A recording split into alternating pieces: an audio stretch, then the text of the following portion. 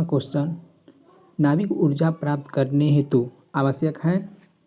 तो बताइए, chromium, silicon, uranium या एल्युमिनियम। तो इसका आंसर होगा यूरेनियम।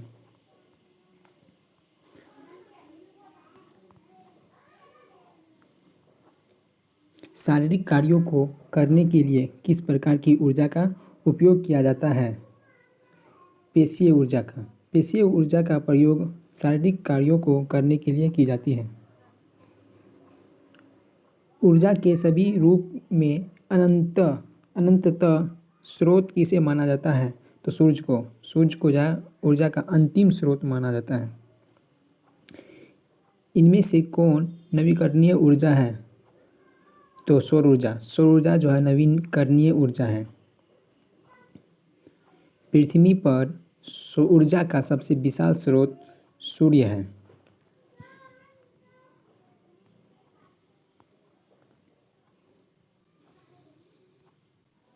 अगला क्वेश्चन 56 नंबर, डेनमार्क को क्या कहा जाता है? पवनों का देश। डेनमार्क को पवनों का देश कहा जाता है। सौर सेल बनाने के लिए किस धातु का उपयोग किया जाता है? सौर सेल बनाने के लिए सिलिकॉन का उपयोग किया जाता है। सौर सेल और ऊर्जा को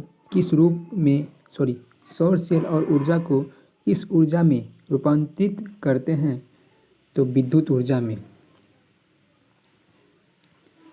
निम्न में से किसका उपयोग खाना बनाने वाले ईंधन के रूप में नहीं किया जाता है? तो सीएनजी का प्रयोग हम लोग वाहनों में करते हैं।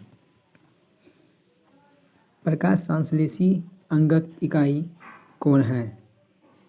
हरित लवक जो है प्रकाश संश्लेषी अंगक इकाई है।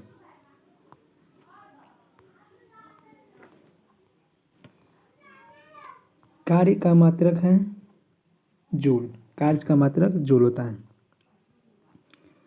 प्रकाश इकाई है तो दूरी की इकाई प्रकाश वर्ष होता है। पारसेक इकाई है दूरी की। पारसेक भी दूरी का इकाई होता है। निम्नलिखित में समय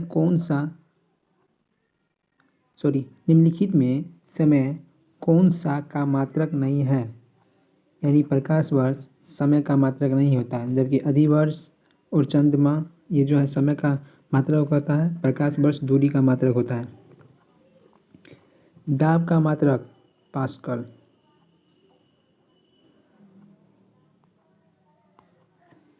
अगला क्वेश्चन देखेंगे 66 नंबर, ज्योति तीव्रता का मात्रक है कैंडला। ज्योति तीव्रता का मात्रक कैंडला होता है। मात्रकों की अंतर्राष्ट्रीय पद्धति कब लागू की गई थी? तो मात्रकों की अंतर्राष्ट्रीय पद्धति 1971 में लागू की गई थी।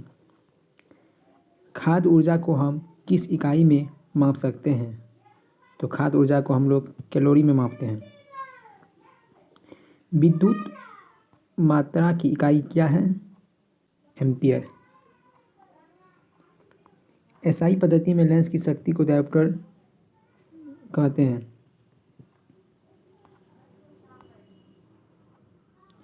71वां क्वेश्चन देखेंगे कि एम्पियर क्या नापने की इकाई होती है? एम्पियर करंट नापने की इकाई होती है।